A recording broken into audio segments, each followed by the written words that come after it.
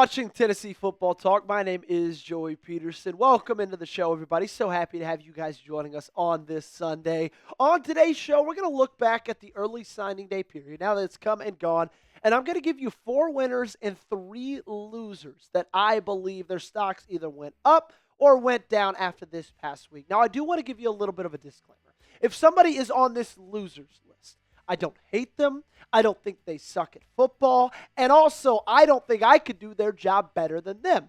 I'm just kind of telling you how I feel they should feel coming out of this signing day and where their stock is with Tennessee football fans just like you and I.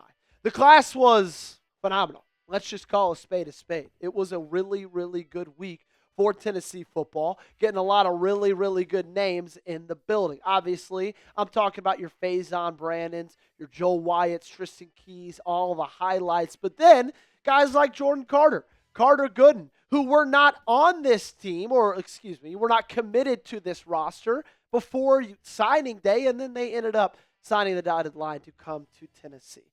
Let's get into the winners and losers, but before we get into that, do you love this signing class? Because personally, this is one of ones I'm most excited about or have been most excited about in a very, very long time.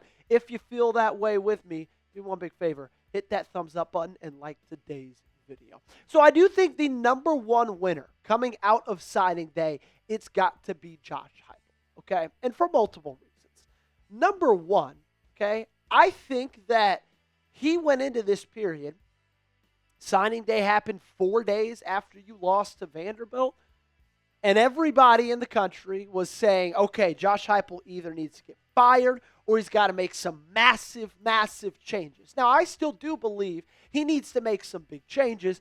But I do think that after ending the season 8-4, not being a single bowl-eligible team, losing every single ranked matchup you played, to come back 4 days later and sign a top 10 class, your best class since you've taken over at Tennessee, I think that was a nice little, I don't want to say clapback by Josh Heupel, but I do think it was something that he needed to show these fans, hey, look, guys, we are still trending in the right direction.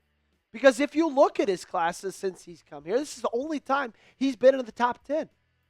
His first year in class was 23rd, and it's pretty much progressively gotten better. Now, 2023 was a bigger jump than I think we even expected to see because you had Nico Iamaleava in that class, and anytime you've got a top 3 national player signing, that's going to bump your numbers up a ton. But still, 13th, 11th, 7th, you're trending in the right direction over these last 3 weeks, and I just think Josh Heupel needed a win. After that bad loss against Vanderbilt, after people talked about his job security all across the internet, all over social media, to come back and sign a top 10 class, I think he was a big, big winner from last week. Number 2, Faizon Brandon, okay? I think that Faizon was one of the biggest winners of signing day just in totality, right? Obviously, it's a winner for him because he's joining Josh Heupel and he's coming to a team that is really, really solid offensively and always will be, right? But also, you added some freaks along with him. Like, he's coming in with the likes of Tristen Keys, a top 11 player, number one player in Mississippi, number 2 wide receiver via 24/7's composite rankings. A guy like Tyreek King is also joining the fold. Knoxville, Tennessee, one of the fastest players in the country at that position. I think he's got a chance to be his own version of Jalen Hyatt. Maybe even a little bit more dynamic. As it stands right now, you've still got Legend Bay, but I think we all don't expect Legend Bay to be on this roster come spring. Things could change. Regardless, Faizon Brandon is coming in with some really, really talented players, and I think he's a big winner from signing day. Be honest with me. Do you think that Faizon will be QB1 in 2026? Give me a yes or no down below in the comment section. Weigh in and let me know your answer. I think number 3, the third biggest winner of signing day is Kelsey Pope. Okay, we talked about the wide receiver talent that you were able to bring in signing day. And so much of that is Kelsey Pope's ability to recruit these guys. All right? So much of that is Kelsey Pope's ability to build relationships, sell Tennessee as a school, as a program, as a place that's going to get you to that next level in the NFL draft. And I think that's really, really impressive. Like, guys, you don't realize this, but Tristen Keys is the highest rated wide receiver commit in the history of this program. And Kelsey Pope is the one who got it. And also, another big reason that Kelsey Pope is such a big winner is he's doing it like right around the time where he's going to get a new contract. So not only can he look back at this season and say, hey, for the first time in program history, 3 different wide receivers got over 700 yards. Chris Brazel's about to get drafted. But he can also say, look, I brought in some absolute freaks at that position as well. So really, really good stuff for Kelsey Pope. It was a great, great week for him. I think number 4 is Rodney Garner, okay? I think another position coach that did a really, really good job. Rodney Garner always does a really, really good job in recruiting, but I think one of the reasons he's making this list is because they just ended it so strongly. Jordan Carter, going into signing day, going into last week, he was a nomad. Decommitted from A&M the beginning of November, and then on signing day, signed with the Tennessee Volunteers. Rodney Garner and Chop, those 2 guys were the ones who were able to make that happen. Hezekiah Harris, he flipped from Auburn to Tennessee in the beginning of September. Okay, let's talk about Carter Gooden, a guy who was a UCLA commit going into last week.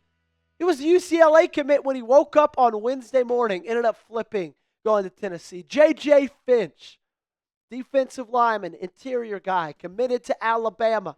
Guess what? He ended up flipping as well. So not only did you have a good class going into it, a good group of guys and guys out on the edge, but you also ended the week incredibly strong. Flipping 2 and signing 1 that you went into the day not signed and not on that day. So those are my 4 signing day winners. Heupel, Faizon, Pope, Garner. If you got more winners, let me know down below in the comment section.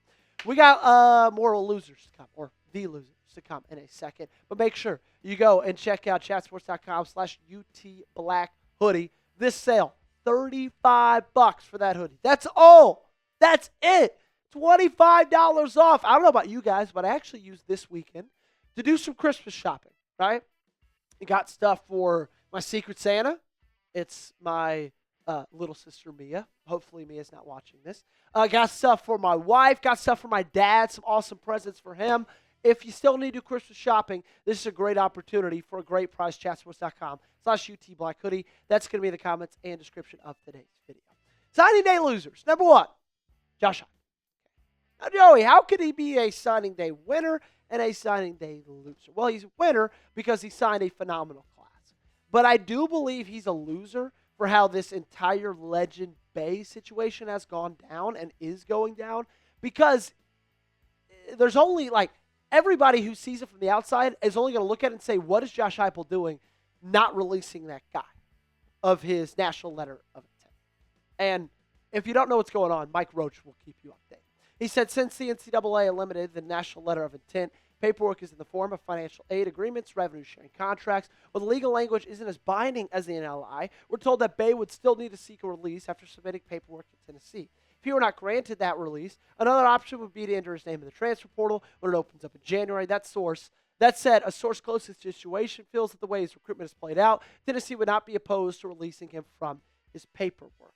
All that to say, and it's yet to happen. Right? Now, we don't know how it's all going to end out. We don't really know anything right now. It's a really weird and sticky situation. But I do believe that people look at this from the outside and say, Legend Bay didn't want to go to Tennessee. His mom made him go to Tennessee. He's going to be 18 in 3 weeks. He's going to enter the transfer portal anyway. Why doesn't Tennessee just release him of his national letter of intent? And in my opinion, people feel that that onus falls on Josh Heupel. So that's why he's a loser. Number 2 is Legend Bay, for the reasons that we've been talking about. Okay, a kid that was forced to sign, supposedly, reportedly, by his mother to Tennessee, a school that he did not want to go to. He wanted to go to Ohio State, but he's not 18 years old yet. His mom has to sign his national letter of intent, and she wouldn't do it unless it was to Knoxville, Tennessee, unless it was to the Vols. And so I feel for Legend Bay. I said it last week. We talked about this on Thursday. I feel for the kid, man. And so he's a loser on this list because I feel bad for the way that things have shaped up with his situation.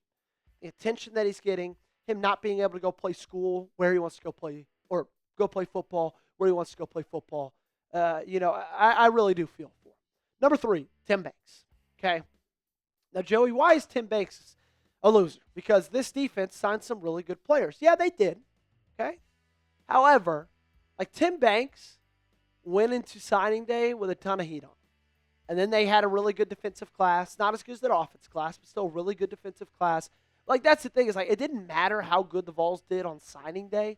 He did not escape the heat. He has not escaped the criticism. And we are still sitting here Sunday, 2 days after finalizing a top 7 class in the country. And everybody, myself included, still wants to move on from Tim Banks. Rightfully so. That's going to do it for today's show. Make sure you guys got me followed on socials, at Joey Petersen on X, at Joey Petersen on Instagram, at Joey_Vols on TikTok. And make sure you are subscribed to the channel, youtube.com/Vols Talk, daily coverage right here on the channel of only your Tennessee Volunteers.